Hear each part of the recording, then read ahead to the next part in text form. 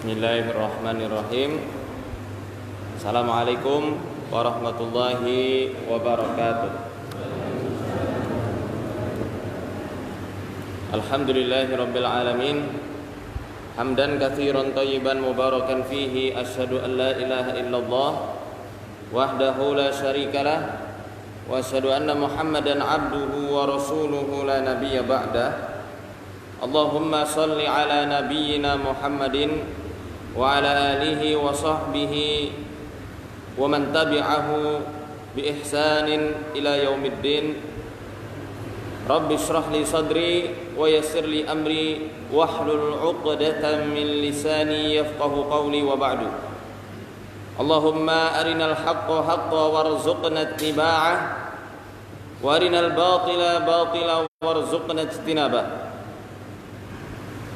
Alhamdulillah, pada pagi hari ini kita masih diberikan nafas oleh Allah Subhanahu wa taala, dimudahkan langkah kaki kita untuk sama-sama belajar di majelis yang semoga senantiasa dimuliakan dan diberkahi oleh Allah Subhanahu wa taala, di Masjid Salahuddin yang sama-sama kita banggakan ini. Salat serta salam tak lupa kita curahkan kepada junjungan kita Nabi besar Muhammad sallallahu alaihi wasallam beserta para keluarganya, sahabat dan pengikutnya yang semoga senantiasa istiqomah hingga hari akhir nanti. Bapak Ibu hadirin wal hadirat yang dirahmati oleh Allah, kemarin kita sudah bahas masalah esensi sihir atau mahiyatus sihir. Hakikat dari sihir itu apa? Ternyata kita kemarin sudah bahas bahwasanya sihir hakikatnya itu adalah sebuah apa? Penyakit. Sebuah penyakit. Ada yang masih ingat? Penyakit udwi, penyakit nafsi, atau penyakit udwi nafsi? Penyakit badan, penyakit rohani, apa penyakit yang menggabungkan antara penyakit rohani dan penyakit badan? Buka catatannya. Ini kita kajian, bukan kajian cuma dengerin tok, tapi nyatet supaya dapat ilmu. Apa kemarin? Apa Pak? Psikosomatis. Betul sekali. Bahwasanya sihir termasuk jenis penyakit yang menggabungkan antara penyakit rohani dan penyakit jasmani, atau bahasa kedokterannya psikosomatis. Dua kaidahnya ketika kita hendak menetapkan sebuah penyakit itu bisa dicurigai sebagai sihir atau bukan. Perhatikan. Pertama, sebabnya tidak jelas tapi hasilnya nyata. Saya ulangi, sebabnya tidak jelas tapi hasilnya nyata atau nampak. Ingat baik-baik. Sebabnya tidak jelas tapi hasilnya nyata. Yang kedua, sebabnya ada tapi hasilnya tidak ada. Saya tulis ya, sehingga semuanya bisa nulis. Dua kaidahnya. Pertama, sebab ada, hasil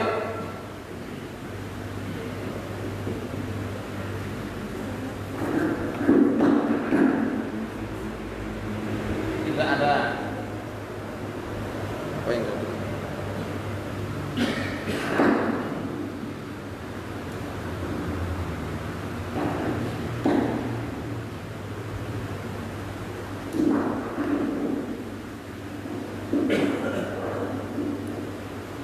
Yang kedua, sebabnya nggak ada.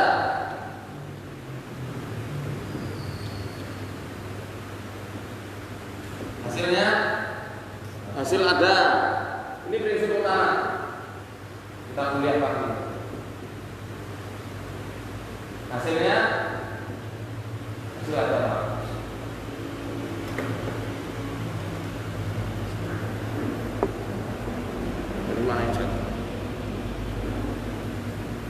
Ini dua kaidah yang bisa kita jadikan patokan menurut Syekh Sa'ad Ahmad Abduh, bahwasanya ketika asbabnya tidak terlihat tapi natijah atau hasilnya ada, maka bisa dicurigai, bahkan kemungkinan besar bahwasanya penyakit itu terjadi karena setan atau karena sihir, karena gangguan jin secara biasa, ya, atau karena gangguan sihir. Paham? Contoh misalnya, sebab yang tidak ada tapi hasilnya ada. Ada yang bisa kasih contoh? Enggak. Oh iya, itu bisa. Sebabnya nggak ada ya, hasilnya ada. Orang kebal senjata. Ini bukan penyakit. Saya minta penyakit. Sebabnya apa tadi? Tidak ada, hasilnya ada. Contoh,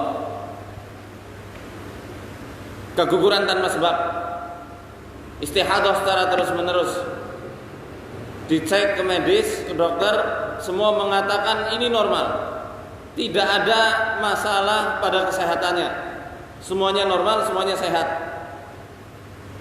Sebab-sebab yang menjadikan penyakit itu nggak ada sama sekali.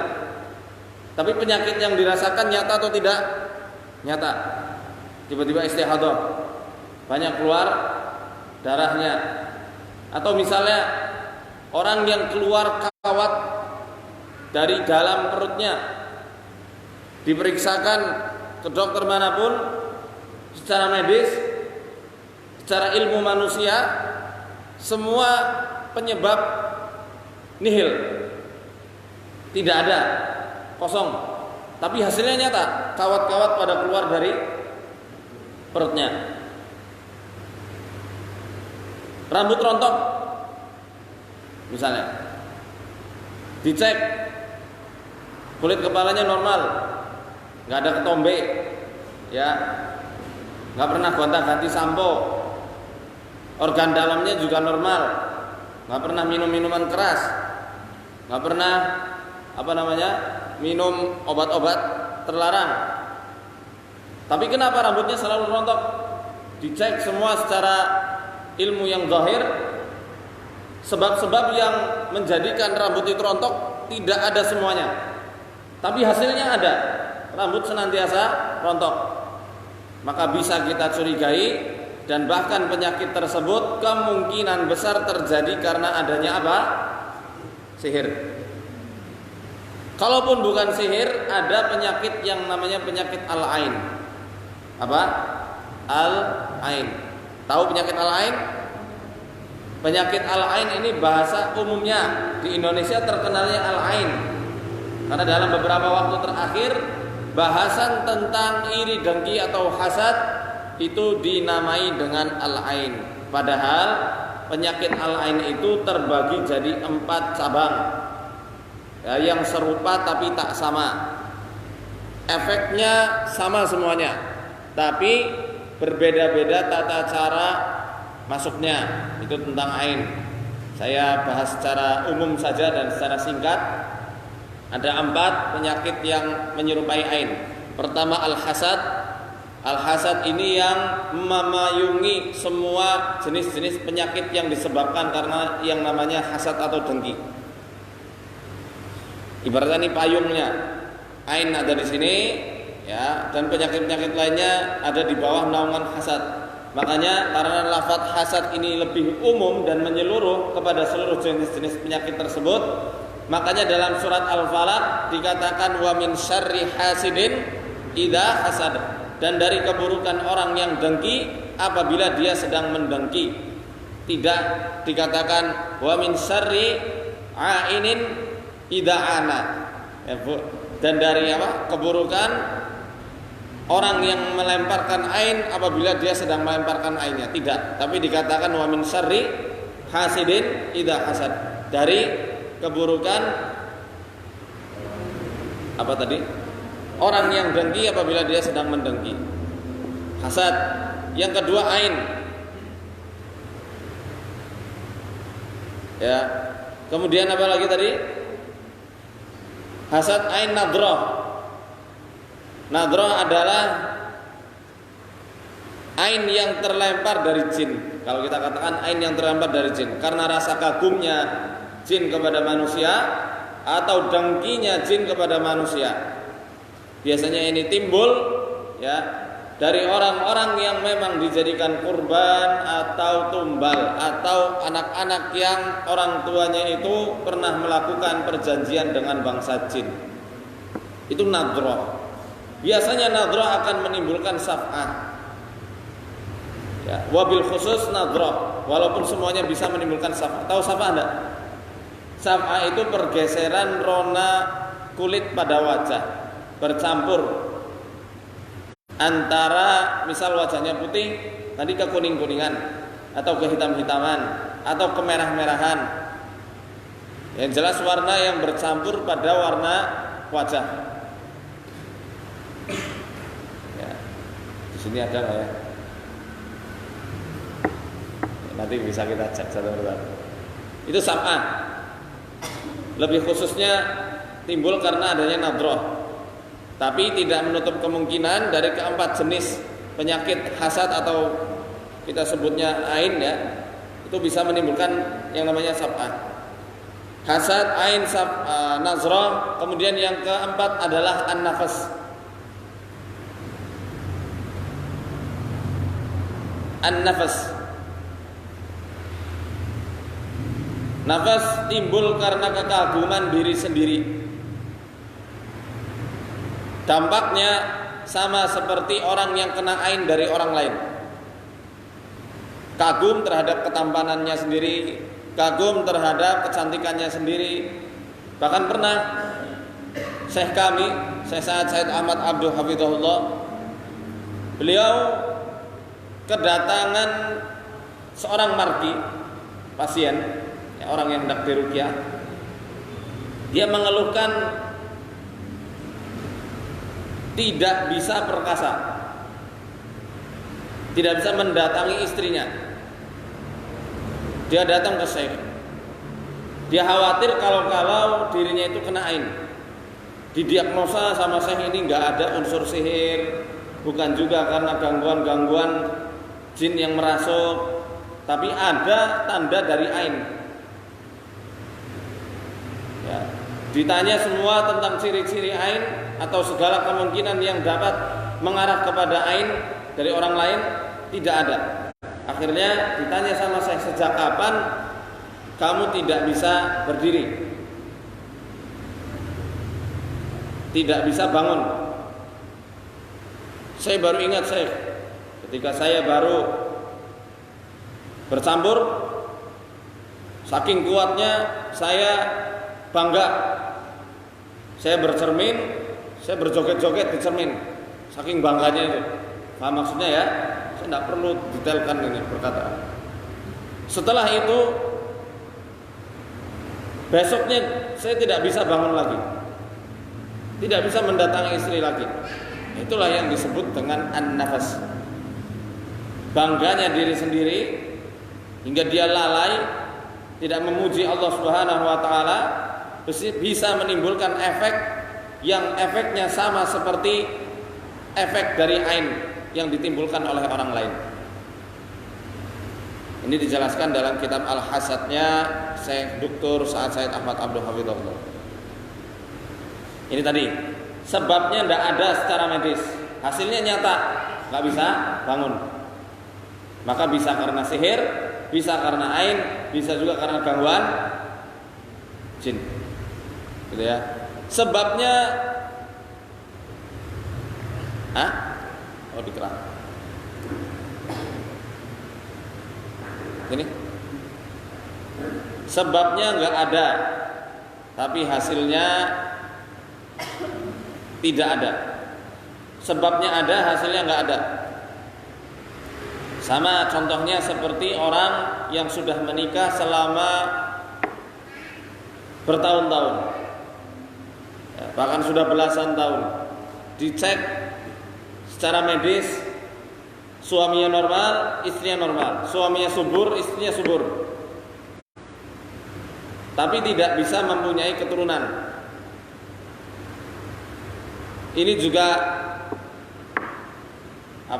sangat atau bisa dicurigai bahwasanya sebabnya karena gangguan metafisik, khususnya gangguan sihir. Ya, ini perlu dicatat baik-baik dua kaidah ini. Lalu gimana cara menentukan bahwasanya orang itu benar-benar kena gangguan medis biasa atau memang karena gangguan metafisik?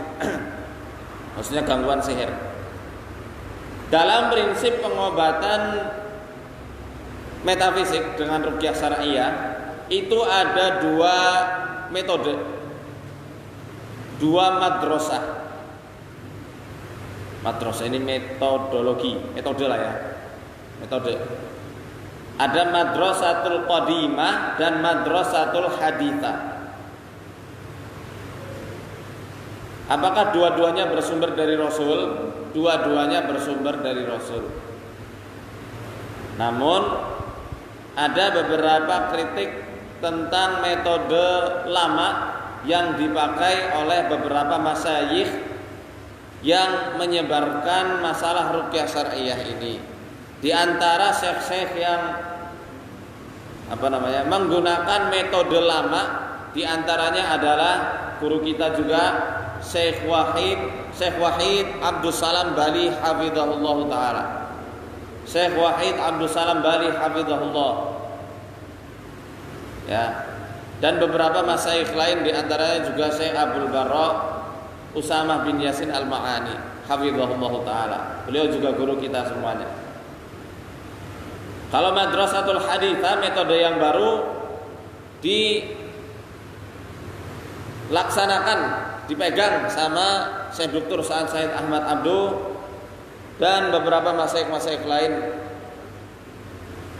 ya, baik yang ada di Indonesia maupun yang ada di Timur Tengah. Apa bedanya antara metode lama dan metode baru?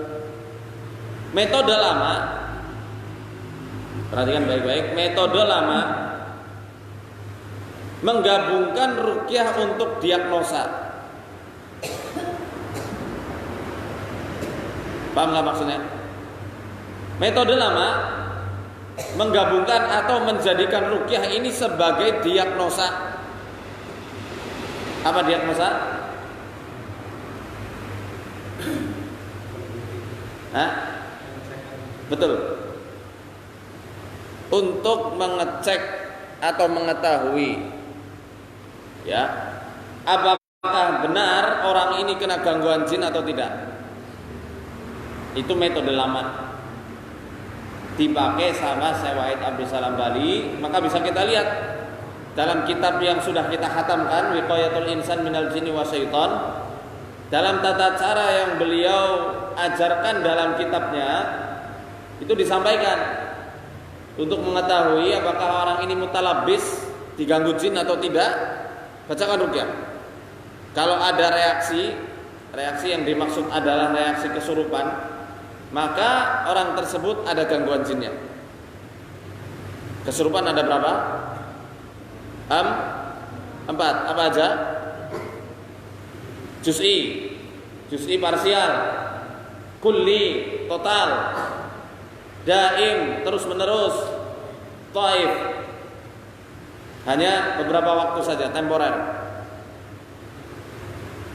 Juz'i yang dimaksud kesurupan secara parsial ketika diruqyah atau sebelum diruqyah, yang dirasuki misal hanya tangannya saja sehingga bergerak-gerak kesana kemari, kesadarannya masih terjaga, dia bisa berzikir kepada Allah Subhanahu wa taala, tapi tangannya tidak bisa dikendalikan oleh dirinya, atau kakinya tidak bisa dikendalikan oleh dirinya, atau mungkin matanya itu parsial, yang dikuasai hanya bagian tubuh tertentu saja. Pahami baik-baik ini. Ingat, ini kita baru muqaddimah ya, belum masuk ke pembahasan. Kulli secara total. Apa artinya kulli total? Maka semua kesadarannya, fisiknya, jiwanya dirasuki secara total oleh bangsa jin, sehingga orang tersebut kehilangan kesadarannya 100%. Kehilangan kesadaran 100%. Adapun daim dan taib, kedua jenis kesurupan ini hanya sebagai pelengkap. Apakah gangguannya walaupun secara parsial ini terus menerus, atau hanya sementara waktu saja, temporer, di waktu-waktu tertentu.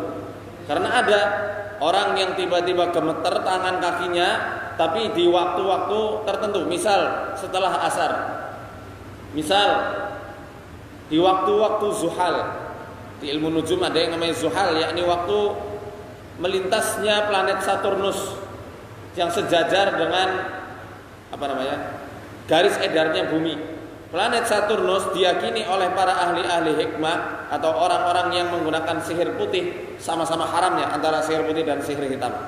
Ya, itu meyakini bahwasanya planet Saturnus akan membawa kesialan, membawa petaka, membawa penderitaan, dan membawa penyakit. Bukan hanya Zuhal atau Saturnus saja, tapi juga beberapa planet-planet yang lainnya. Ya. Adapun waktu qamar, waktu bulan adalah waktu untuk keberuntungan. Biasanya para ahli hikmah menjadikan waktu qamar untuk membuat pelet. Ya, tidak buat kejahatan, tapi bagi mereka kebaikan, dalam tanda kutip, baik yang semu. Gitu ya. Di waktu-waktu tertentu saja dia kesurupan secara parsial. Nah, ini berarti apa? Taif atau daim? Taif, temporer. Sama seperti orang yang arep-arep. Pernah arep-arep? Arep-arep atau ketindihan, walaupun ada sebabnya secara medis, tapi juga ada yang kena gangguan jin. Orang yang sering ketindihan ada dua kemungkinan dan perlu dicek. Ya, kalau misal memang itu gangguan jin, maka gangguannya itu termasuk taif, temporer. Paham ya? Adapun yang daim secara terus menerus, maka ini kesurupannya panjang, bisa mingguan, ya, bisa bulanan, tahunan, apa bisa? Bisa kalau memang akalnya sudah betul-betul dirasuki oleh jin dan dia telah menggeser kesadarannya sendiri, tidak bisa mengenali dirinya sendiri. Yang tahunan biasanya terjadi kepada orang-orang yang menempuh jalan-jalan yang katanya bisa menggapai ilmu-ilmu karomah, jalan-jalan kedikdayaan, jalan-jalan kesaktian. Dia makan sesuatu, berendam di mana, ya, melatih daya intuisi, akhirnya ngeblank tahunan. Sama seperti orang yang orang gila. Ini madrasah qadimah, metode yang lama. Misal ada yang datang, yang datang, Ustaz, saya ini kayaknya kena gangguan jin. Ciri-cirinya sudah dijelaskan. Atau bahkan tanpa menjelaskan ciri-cirinya, terkadang orang yang menggunakan metode lama, syekh kita, masyayikh kita yang menggunakan metode lama, guru-guru kita, ya, itu langsung meruqyahnya. Ya, walaupun tidak semua, tapi sebagian besar langsung meruqyah. Nanti dari hasil ruqyahnya itu dia baru mendiagnosa. Ini juga dipakai juga di Arsada, cuma kita pertengahan, ya. Kita pertengahan dalam hal ini, dan kita nggak mengatakan setiap orang yang diruqyah itu harus kesurupan, nggak pernah sama sekali. Bahkan tidak pernah peruqyah di Indonesia mengatakan bahwasanya orang yang diruqyah kemudian untuk membedakan antara penyakit ini kena gangguan jin atau bukan, itu harus kesurupan terlebih dahulu, itu tidak ada. Ya. Ini hanya metode lama, ya.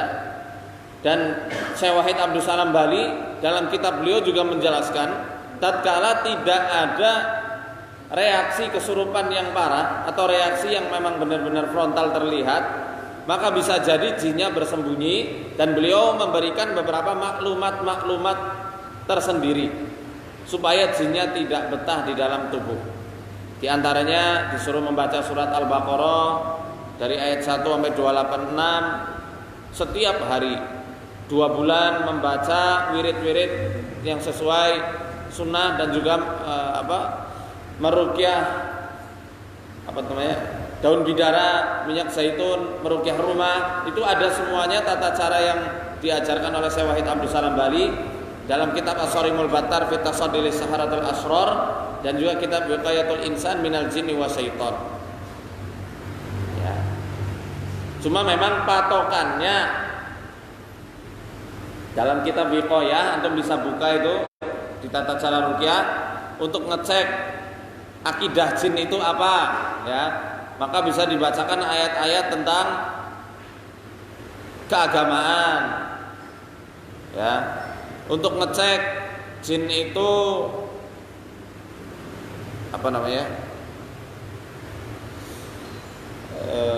bersembunyi atau enggak, bisa juga dibacakan ayat-ayat yang di dalamnya mengajarkan tentang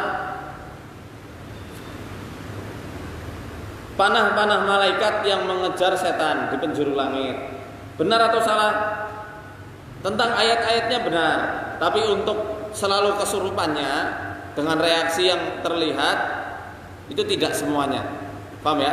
Tidak semuanya orang yang kena gangguan jin diruqyah harus kesurupan. Dan harus dibedakan antara ruqyah dengan diagnosa, tidak mencampur adukan antara ruqyah dengan diagnosa itu sendiri. Ini yang kemarin dibahas oleh Syekh Sa'ad Said Ahmad Abduh.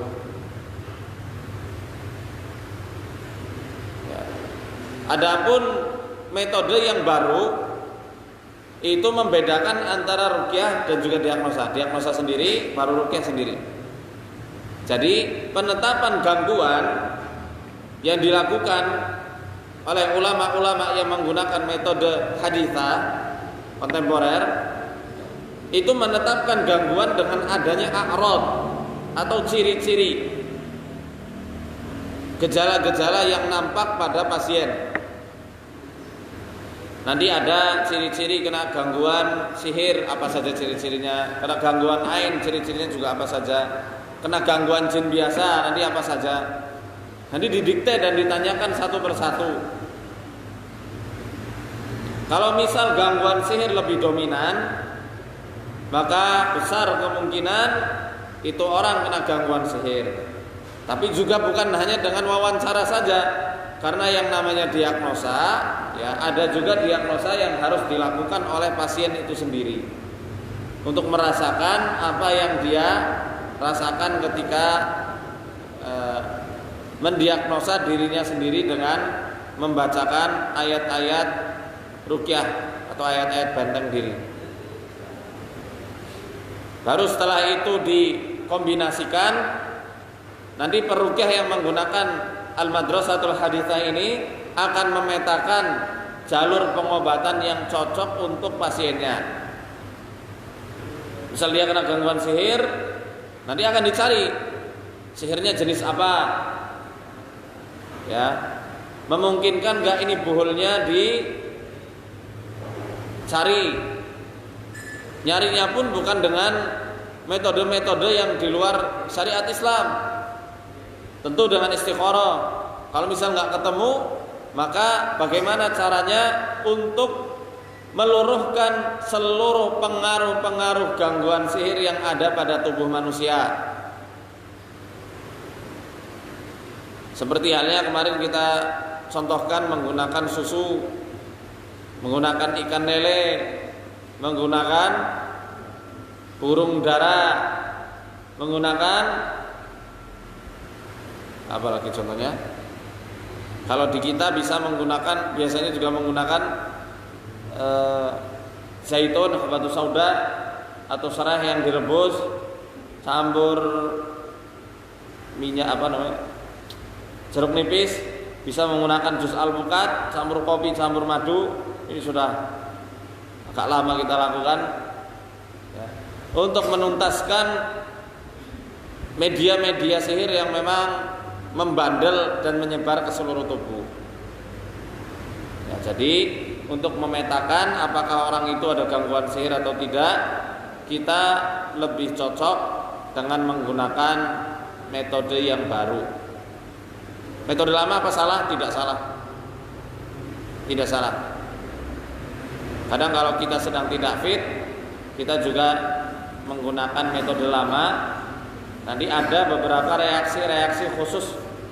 Ya, walaupun tidak ada reaksi yang frontal, tapi kita insya Allah sudah bisa mengetahui apakah orang itu ada gangguan jin atau tidak dengan melihat ciri dan tanda-tanda tersembunyi yang ada pada orang tersebut. Tidak didapatkan dari masyayikh yang dari Mesir dan juga Timur Tengah, tapi saya dapatkan dari guru saya Ustadz Arif rahimahullah ta'ala, Ustadz Arif Rahman Hakim ya. Begitu.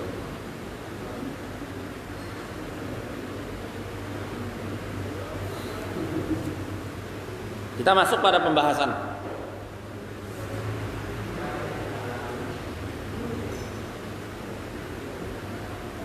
tentang macam-macam sihir.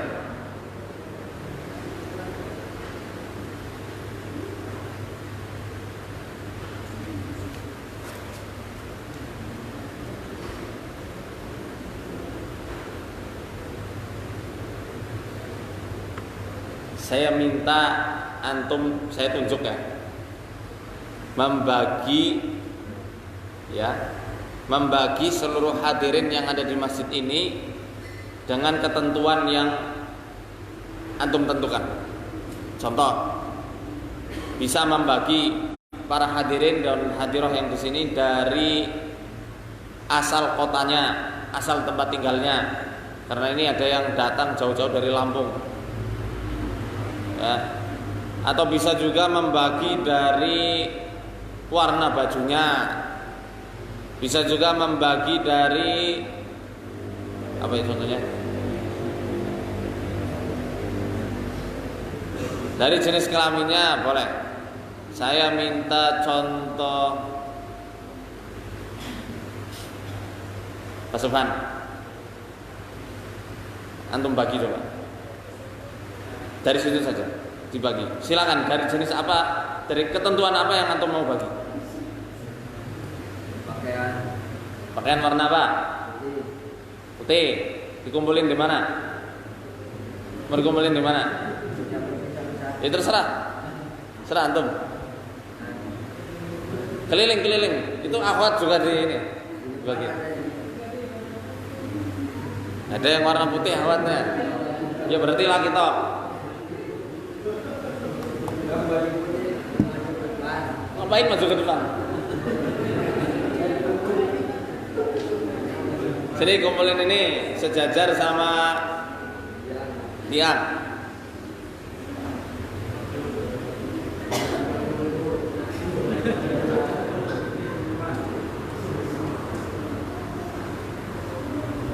Yang akhwat nggak ada yang putih.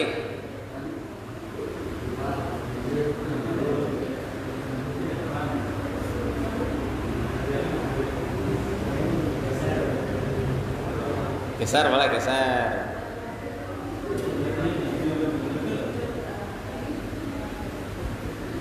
Yang baju batik. Saya dong.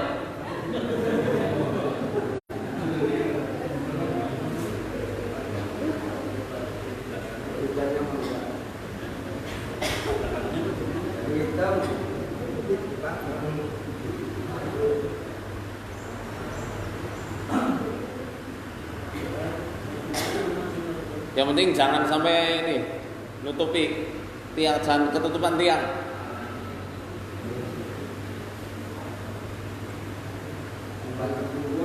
Cukup. Oh, matur nuwun. Saya minta lagi satu orang. Gak boleh, gak perlu apa dikelompokkan ya. Saya cuma pengen satu orang membagi orang dari ketentuan yang antum tentukan. Satu lagi. Siapa ini ya? Pak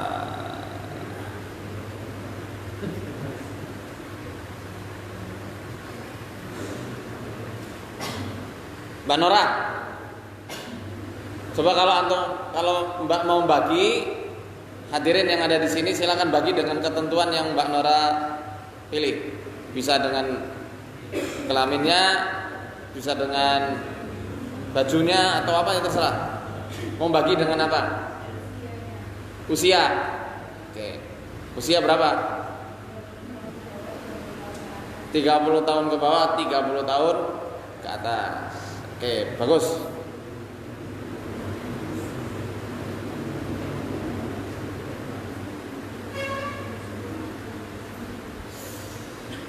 Mas yang dari Lampung, Mas Arif ya. Silakan antum bagi orang di sini kira-kira mau menggunakan ketentuannya apa? Udah, selain usia, nggak boleh sama. Tadi kan dari baju, Mbak Nora dari usia. Nah, itu mau dari apa?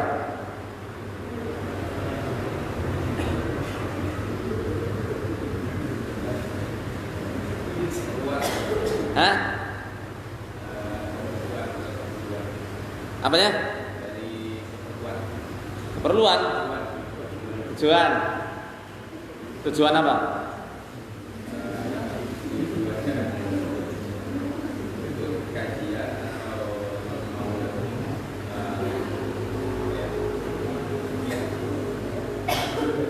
Ya, oke lah.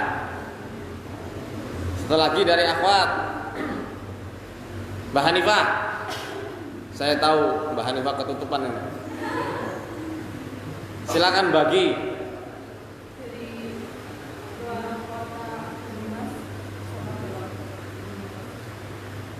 Luar kota Banyumas, dalam kota. Satu lagi dari Ikhwan. Siapa ya? Pak Irawan. Gila. Kontrol sound. Kira-kira dibagi dari apa, Pak?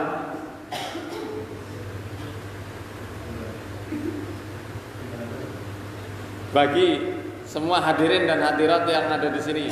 Tadi ada dari tujuan, umur, warna baju, asal kota, dari dalam Banyumas atau luar Banyumas. Sekarang harus beda.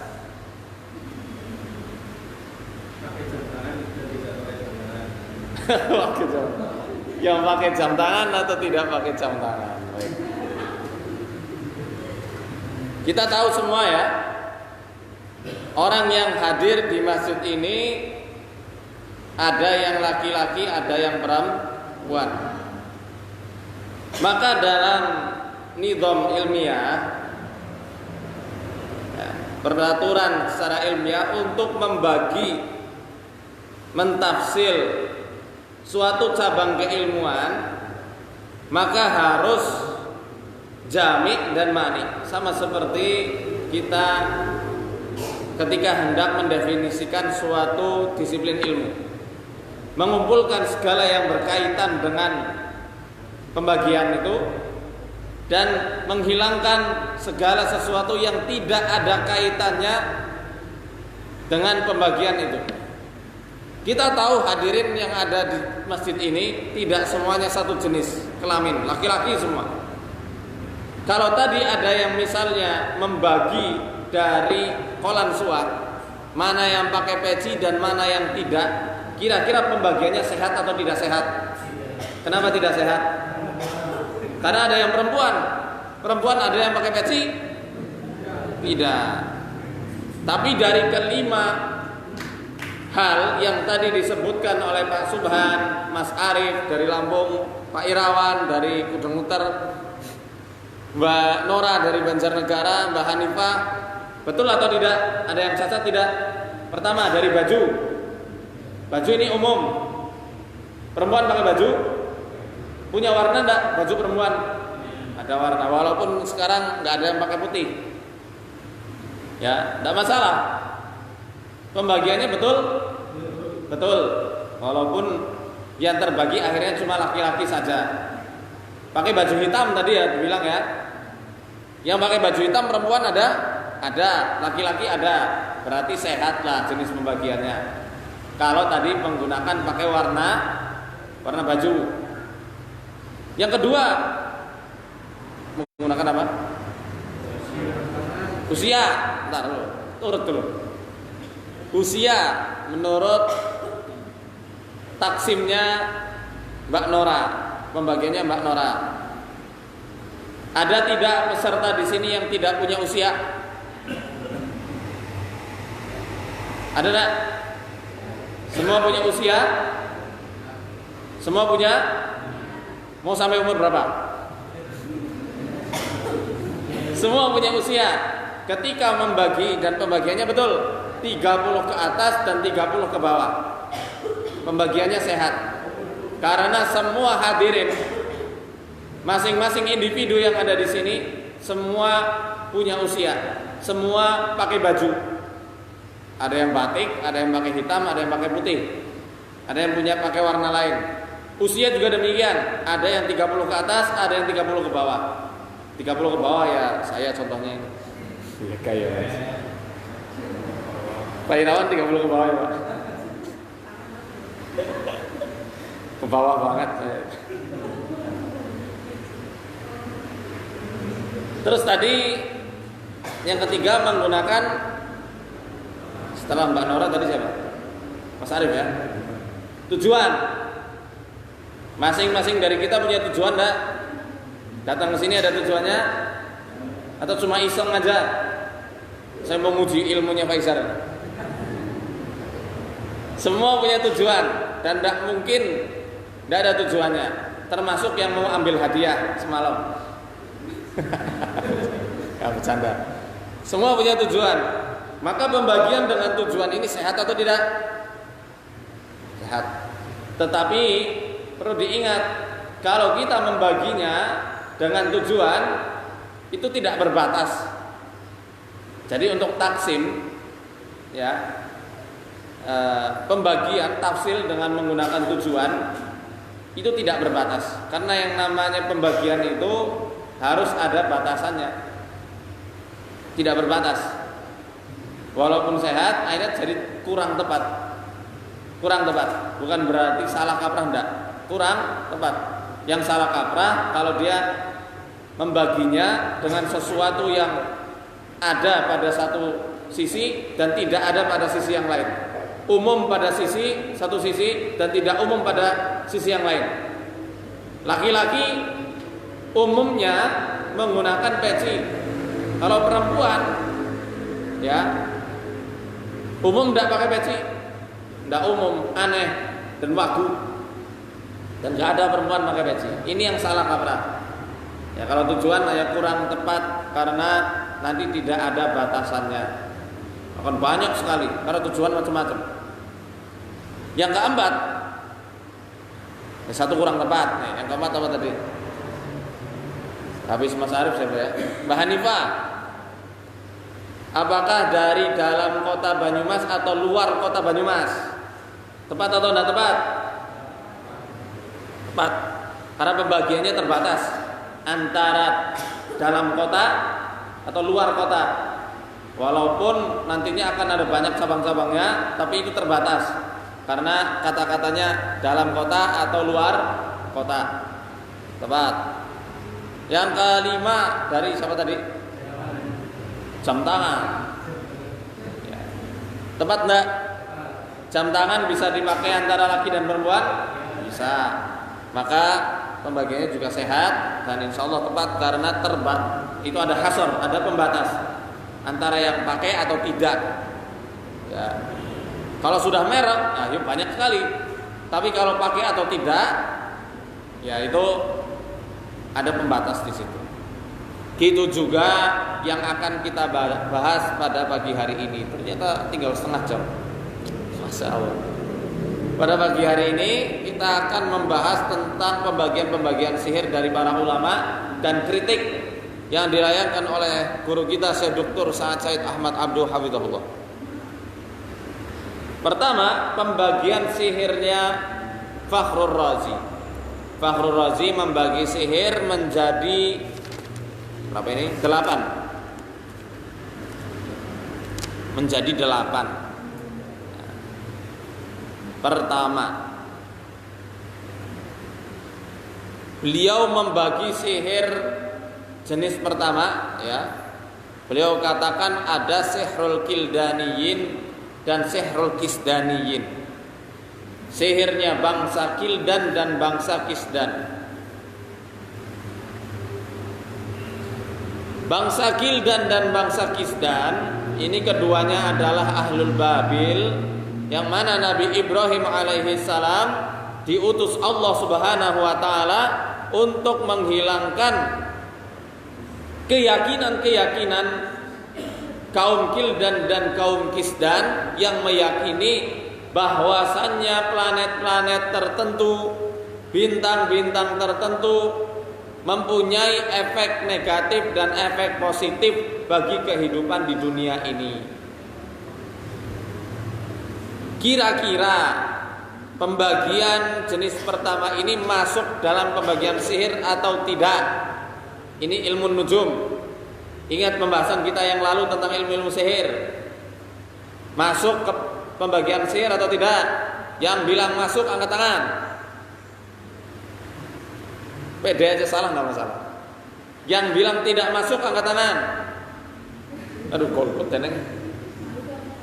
Masuk atau tidak? Masuk.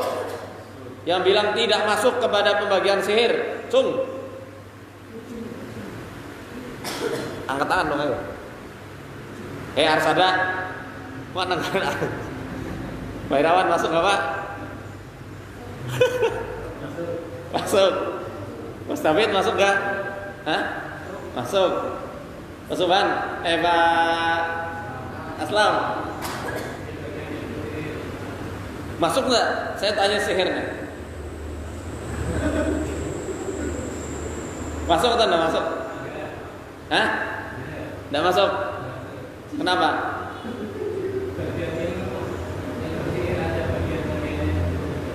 Pak Subhan, masuk enggak Pak? Masuk. Masuk apa Pak? Masuk angin. Masuk. Mbak Hanifah, masuk apa enggak ke pembagian sihir ini? Kenapa masuk? Kenapa masuk?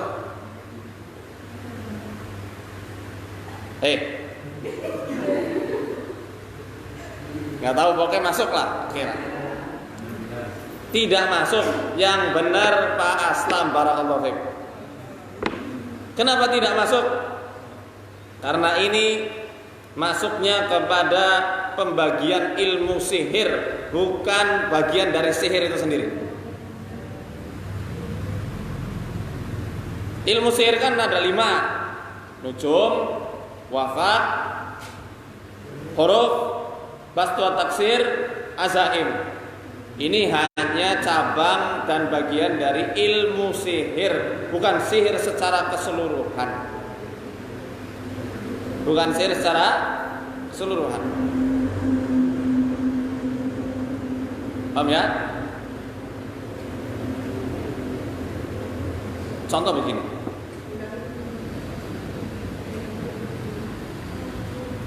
Kita mau mentafsir apa contohnya? Jenis-jenis sekolah yang ada di Banyumas Raya. Ya, kita mau membagi jenis-jenis sekolah yang ada di Banyumas Raya ini. Pembagian yang sehat bagaimana? Bisa kita katakan pesantren dan non pesantren. Tapi kalau kita katakan ilmu matematik untuk membagi jenis sekolah yang ada di Banyumas, ilmu matematik, ilmu fisika, ilmu biologi, kira-kira masuk nggak pada pembagian untuk membedakan antara jenis sekolah satu dengan yang lain? Tidak masuk. Karena itu hanya pembagian dari cabang-cabang ilmu yang dipelajari di suatu sekolah. Paham ya? Sampai sini paham? Ini tentang pembagian dari disiplin ilmu itu sendiri. Ya. Ini disampaikan oleh Syekh Dr. Sa'ad Said Ahmad Abduh. Bagi yang belajar ilmu mantik nggak masuk. Kalau yang belajar yang mengharamkan silahkan. Yang belajar ilmu mantik ini nggak masuk dalam pembagian disiplin ilmu. Ya. Contoh yang lain, jenis kedua. Ya. Sihru ashabil auham wan nufus al-qawiyah. Sihir dengan menggunakan sugesti dan jiwa yang kuat. Ini termasuk sihir atau enggak? Hah?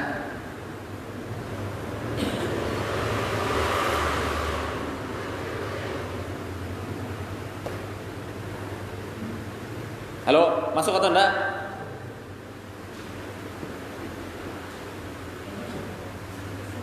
Masuk enggak? Kenapa enggak masuk? Dicontohkan seperti ini. Ini dicontohkan. Mereka beristidlal bahwasannya waham atau sugesti ini, ya, kenapa bisa disebut bagian dari sihir? Mereka mengatakan wahamnya manusia itu bisa menjadikan manusia itu terhalang dari sesuatu. Contoh, manusia biasa berjalan di tanah yang tetap, tidak bergoncang dan bentuknya padat.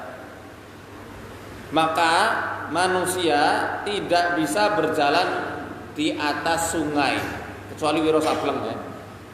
Angling Dharma itu ya, pengecualian TV itu film.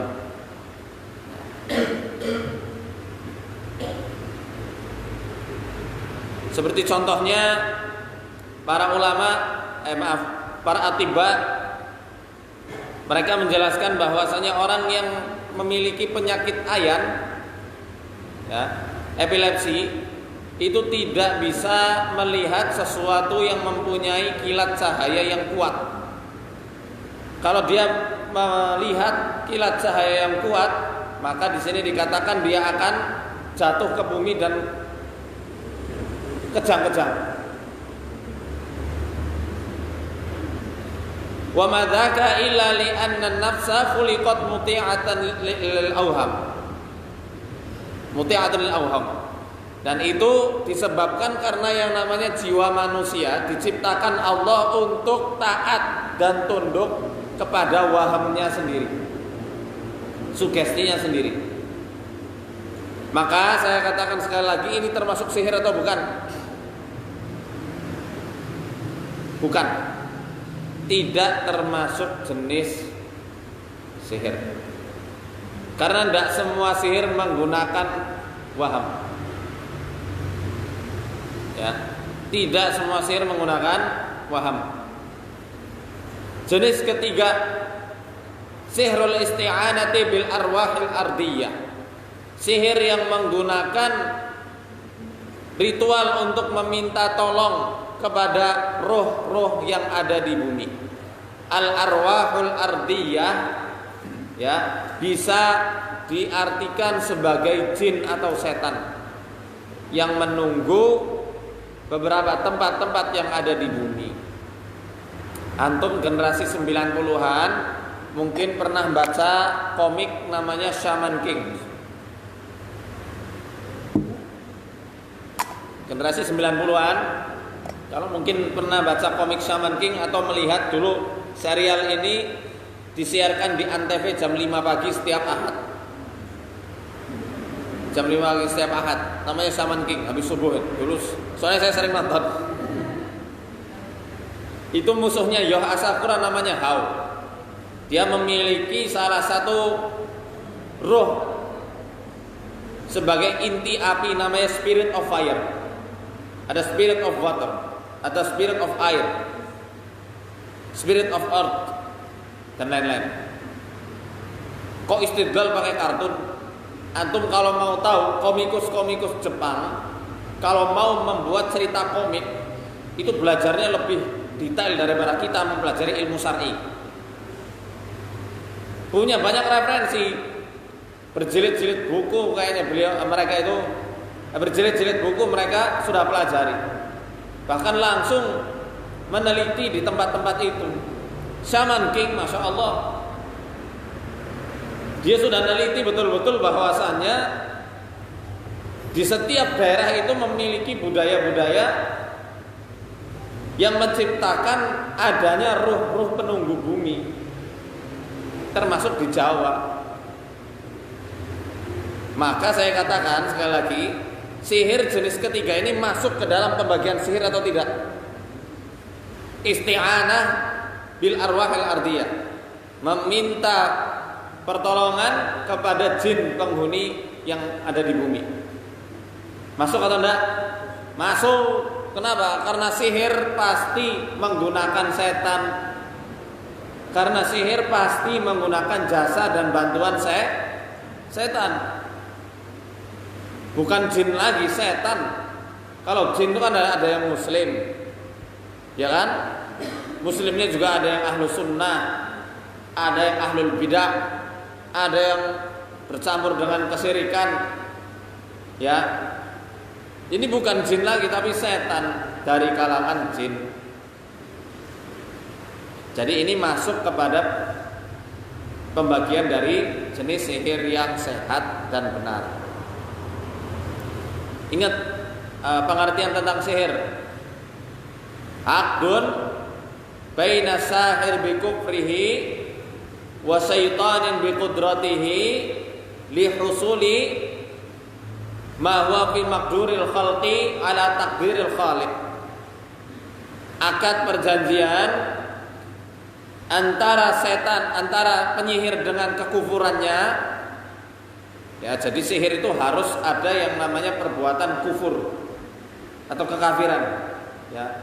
Kemudian wasyaitanin biqudratihi, dan harus ada yang namanya setan dengan beberapa kemampuannya. Ala husuli ma huwa fi maqduril khalqi. Ya, sihir juga hanya terbatas pada sesuatu yang bisa dilakukan oleh makhluk. Sihir tidak bisa menghidupkan orang setelah mati, tidak bisa membunuh seseorang, ya kecuali pelan-pelan, nggak bisa sekonyong-konyong bunuh gitu saja. Karena yang mematikan ini hanya haknya Allah Subhanahu wa taala, tidak atau bukan hak dari makhluk-makhluk yang ada di muka bumi ini. Siapapun, termasuk malaikat maut. Malaikat maut hanya ditugasi ketika Allah sudah menetapkan ajal. Nah, dan dia tidak bisa mencabut nyawa orang seenaknya. Habis semua orang. Kalau mau dicabut seenaknya malaikat maut. Paham ya? Tidak bisa menjadikan manusia menjadi kodok, menjadi keledai, atau menjadi hewan. Gitu juga sebaliknya, menjadikan hewan berubah menjadi manusia. Paham di sini? Paham ya? Ya. Jadi yang tiga ini termasuk bagian dari jenis sihir. Ini kalau dibahas satu persatu akan panjang.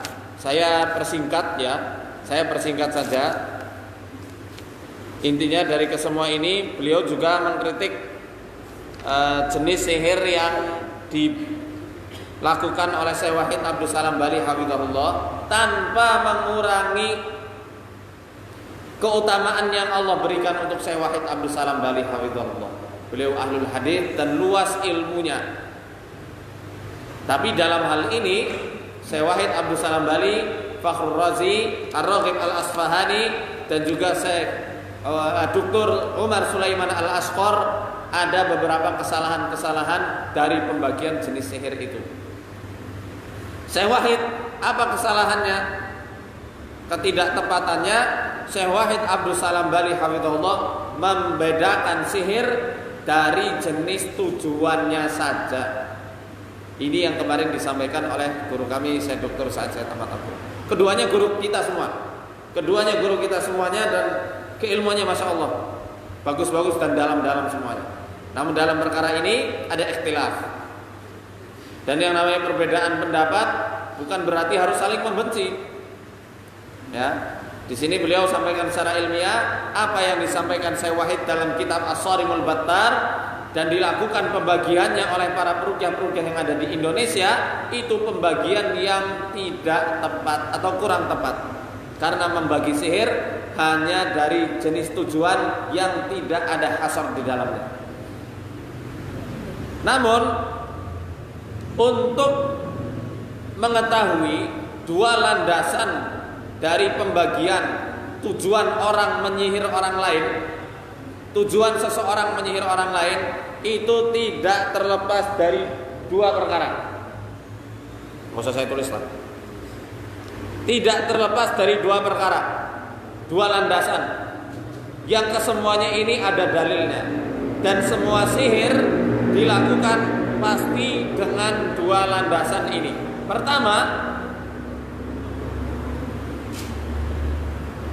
Pertama tujuannya memisahkan.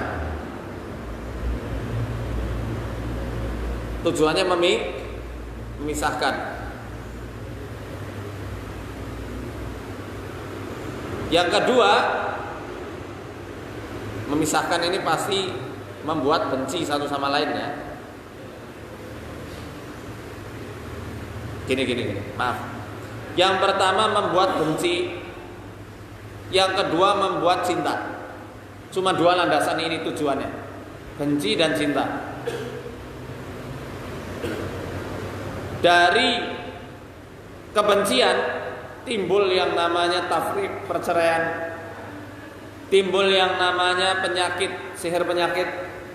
Timbul yang namanya sihir untuk membuat orang gila. Timbul yang namanya sihir untuk membuat orang lesu, gak semangat bekerja, gagal dalam sekolahnya, gagal dalam karirnya. Timbul dari kebencian. Untuk memisahkan seseorang dari angan-angannya, memisahkan seseorang dari cita-citanya. Maaf, saya ulangi. Pertama kebencian, ya, untuk memisahkan seseorang dari pasangannya. Kedua, memisahkan orang dari cita-citanya. Ketiga, memisahkan orang dari pekerjaannya. Keempat, memisahkan orang dari apa? Karirnya, dari pendidikannya, dan lain sebagainya. Tidak terbatas, berlandas dari kebencian. Difirmankan oleh Allah dalam surat Al-Baqarah ayat 102, "Wa yata'allamuna minhuma ma yufarriquna bihi bainal mar'i wa zawji." Mereka para tukang sihir belajar dari Harut dan Marut, sihir yang dapat memisahkan antara seseorang dengan pasangannya. Ini benci. Yang kedua, tujuannya adalah mahabbah atau ataf, rasa cinta.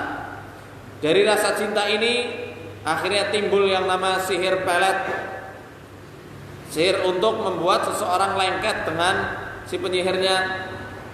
Adalah timbul akhirnya ilmu-ilmu jaran goyang, semar mesem, kunjali, ajian asmoro bangun, dan lain-lain. Ya, gunanya untuk membuat seseorang jatuh cinta. Dari sihir yang berlandaskan tujuan cinta ini, akhirnya timbul juga sihir jalbu, al-jalbu. Jalbu artinya apa? Penarikan, pengundangan. Ada jalbur rizqi, penglaris bahasa kita, pesugihan bahasa kita, ya, dan jalbu yang lainnya. Kan apa namanya? penglarisan, pesugihan, membuat pelanggan itu tiba-tiba jatuh cinta. Masakannya nggak enak di lidah, jadi terasa sangat lezat. Timbul kecondongan untuk senang terus-menerus mampir ke warungnya, ke restorannya, ke tokonya. Ini berlandaskan dari cinta. Mahabbah. Paling utama adalah ilmu pelet yang disebutkan dalam hadis.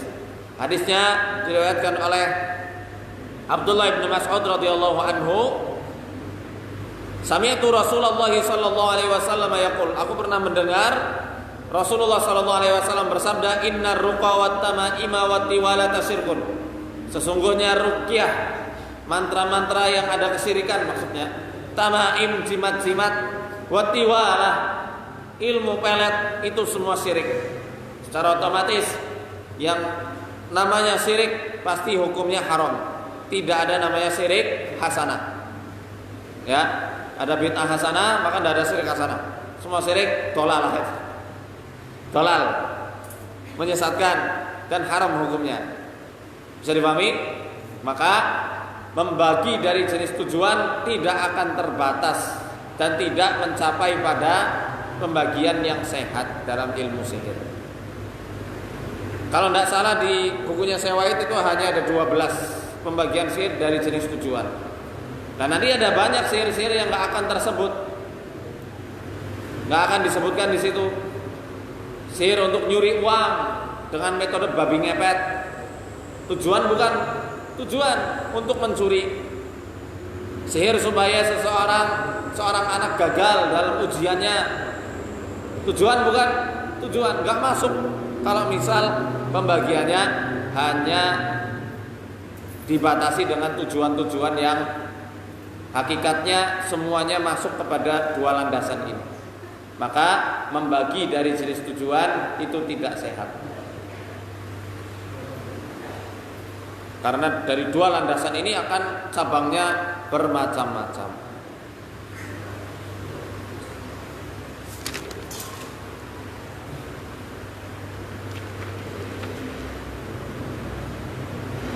Saya bersingkat. Kemudian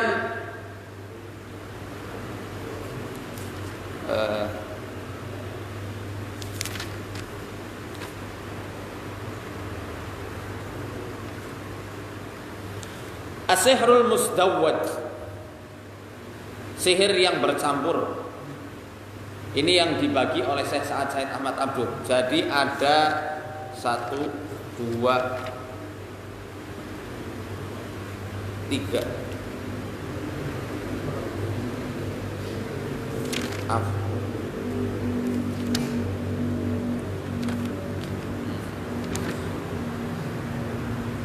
Maaf, ini masih kepada pembahasan ini ya, tujuannya. Ada sihir mustawad dari jenis tujuan sihir itu sendiri, kata Syekh Sa'ad Said Ahmad Abduh, yang bisa dimasukkan kepada beberapa jenis-jenis tata cara sihir, tujuan-tujuan sihir untuk orang lain. Di antaranya ada mustawad. As-sihrul mustawad adalah sihir campuran. Wa huwa mazijun baina naw'ai sihr as-sabiqaini, yakni percampuran antara dua cabang sihir yang sudah disebutkan sebelumnya, antara benci dan juga cinta. Kana yutlabu minas sahiri an yaj'ala fatatan muayyanatan tuhibbu syabban muayyanan wa takrahu baqir rijal awil aqs. Seperti contohnya ketika seseorang minta kepada seorang dukun untuk menjadikan seorang wanita yang masih gadis, masih perawan, ya, untuk mencintai seorang laki-laki tertentu, dan membuat benci setiap laki-laki selain laki-laki yang memelet atau yang dimintakan sihirnya.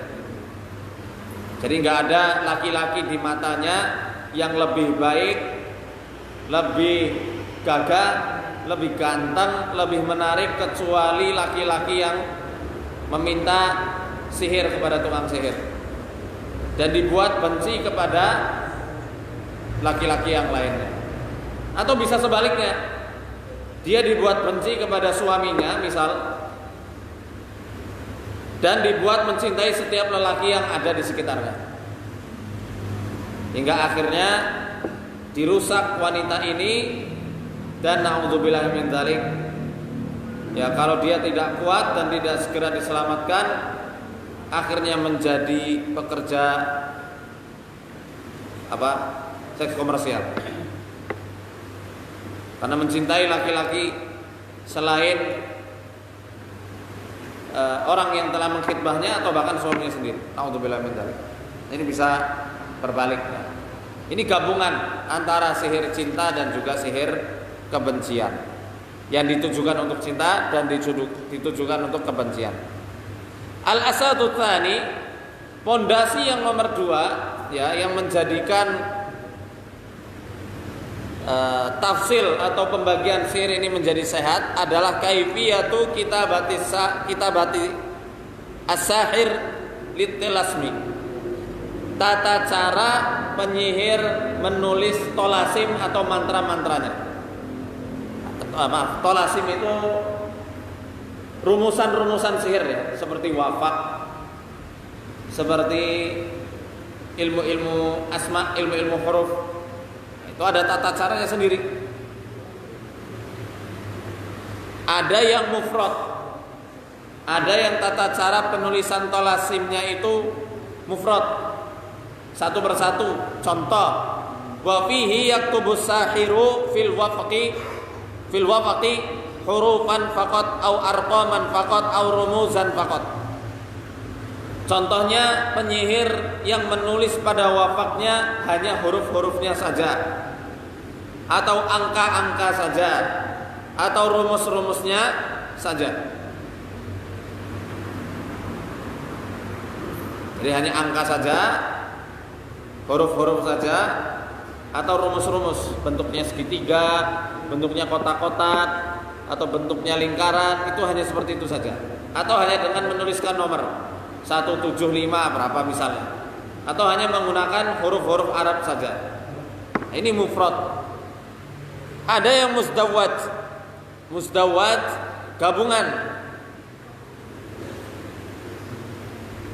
hanya 2 gabungan.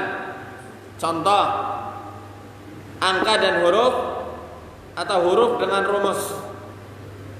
Bagi yang ikut kajian dari awal, insya Allah paham. Ini soalnya sudah agak tinggi pembahasan masalah ilmu sihir.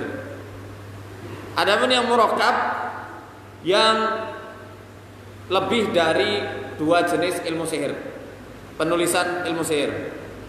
Ya, ini lengkap, ditulis rumusnya, ditulis angka-angkanya, dan ditulis huruf-hurufnya. Asas yang ketiga, fondasi yang ketiga dari pembagian ilmu sihir adalah tempat di mana tilasmun itu diletakkan, tempat di mana buhul itu diletakkan. Dan ini terbagi menjadi 2, antara as-sihrud dakhili dan as-sihrul khariji, sihir dalam dan sihir luar. Kalau bahasa peruqyah di Indonesia, buhul dalam dan buhul luar. Buhul dalam ada 3 jenis. Yang pertama sihrul masyrub, sihir yang dilarutkan melalui media minuman. Ada as-sihrul ma'kul, sihir yang dilarutkan melalui makanan. Ada as-sihrul masmum, sihir yang sengaja diletakkan pada rokok, pada dupa, atau pada minyak wangi, supaya efeknya nanti terhirup oleh korbannya. Ya, efeknya nanti terhirup. Ini sihir dakhili, yang buhulnya bercokol dari dalam tubuh manusia. Adapun as-sihrul khariji atau buhul luar, itu terbagi menjadi 3 juga. Ada sihrul marsus. Sihrul marsus adalah segala sihir yang medianya itu diletakkan untuk dilangkahi atau diinjak oleh korbannya. Segala sihir yang medianya sengaja diletakkan untuk diinjak atau dilangkahi oleh korbannya, calon korbannya. Ini marsus.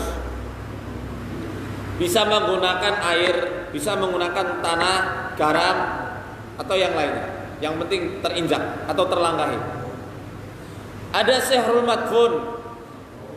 Madfun artinya adalah pendam.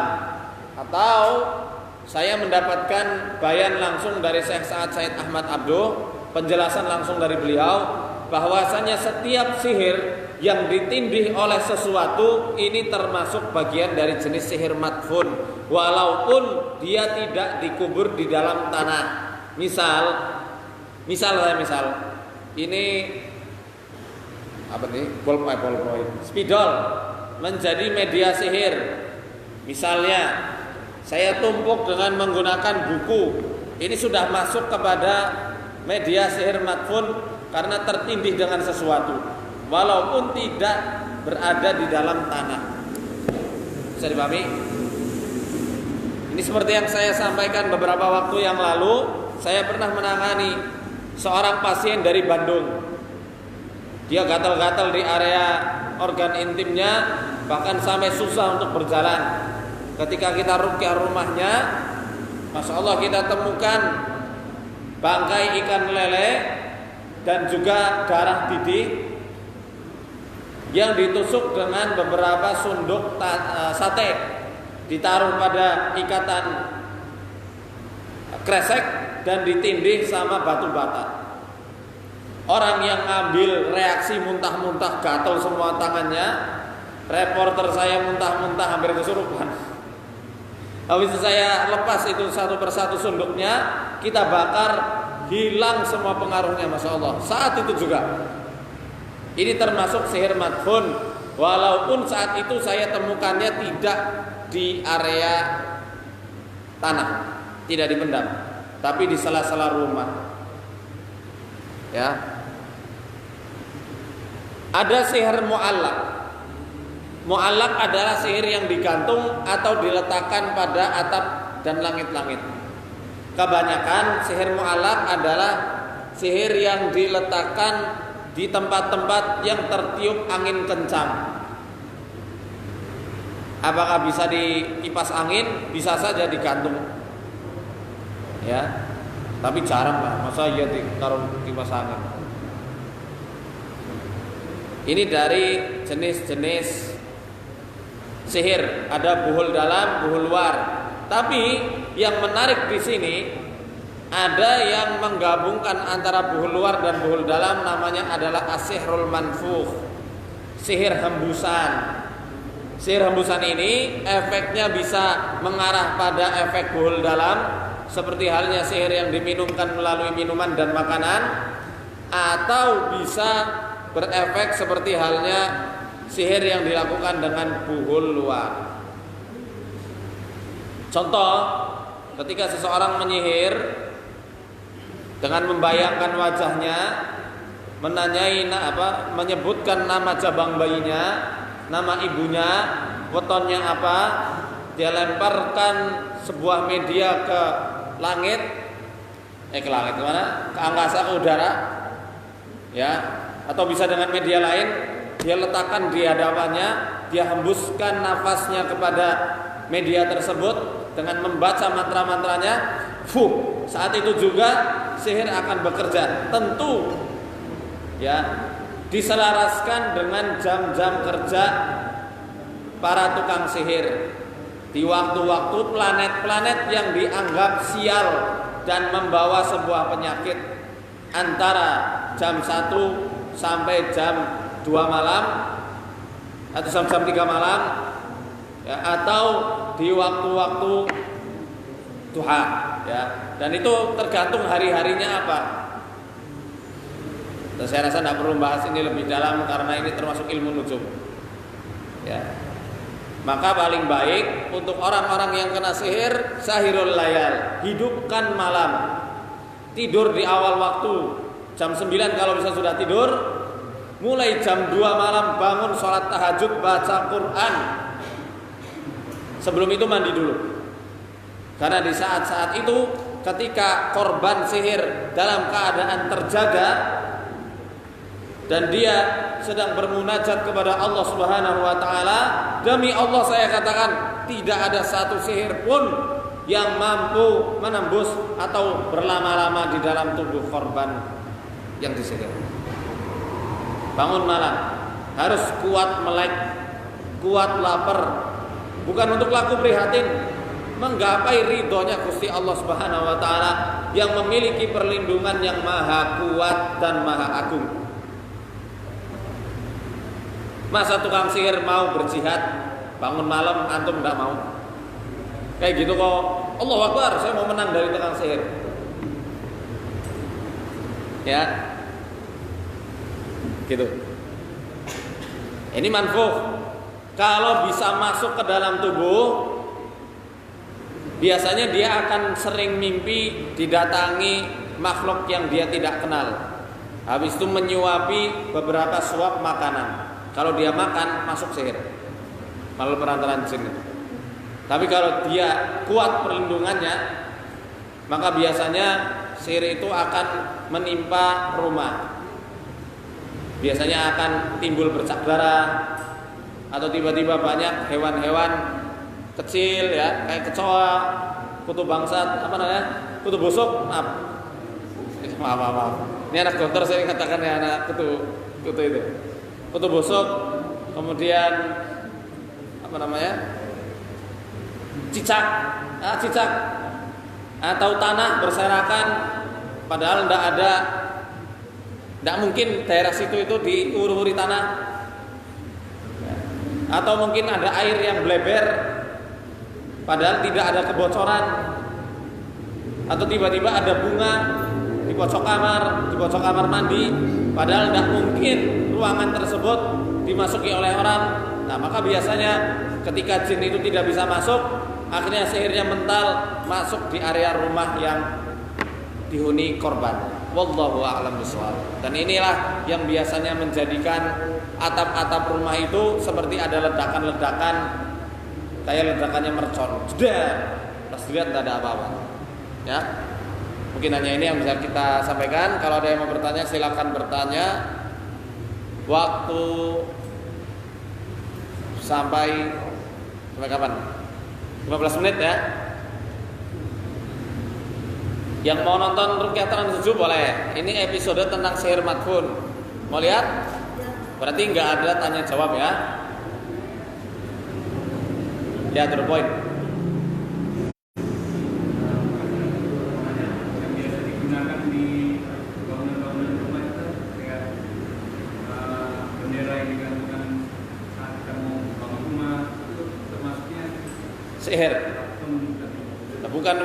Itu bukan termasuk sihir yang dilakukan dukun santet, bukan termasuk. Tapi itu adalah adat kebiasaan yang dapat mengundang jin untuk membawa makar. Nah, biasanya nanti akan menuntut kasih kepala kambing, kasih kepala kerbau, kasih ini, kasih itu. Biasanya seperti itu. Bukan sihir, tapi bisa mengundang jin untuk masuk dan membuat makar di rumah itu. Tidak ada apa yang itu buat apa? Tidak diajarkan Rasul juga. Dan secara ilmiahnya untuk apa? Bendera seperti itu. Cukup ya, kita tutup dengan membaca doa kafaratul majelis. Subhanakallahumma wa bihamdika asyhadu an la ilaha illa anta astaghfiruka wa atubu ilaik. Arsadani Allah wa iyyakum. Semoga ilmu yang kita pelajari pada pagi hari ini dijadikan ilmu yang bermanfaat oleh Allah Subhanahu wa taala, menjadi amal jariyah untuk kita dan guru-guru kita sekalian. Untuk pembahasan masalah sihir sufli dan sihir adi, insya Allah akan dibahas 2 minggu ke depan. Karena ahad depan kita akan ke Kendal insya Allah. Ahad depannya lagi kita ada acara di Yon Armet Kostrad 11 Kostrad di Kabupaten Magelang. Mas Jatuh kalau mau ikut alhamdulillah. Baik, kita tutup. Assalamualaikum warahmatullahi wabarakatuh.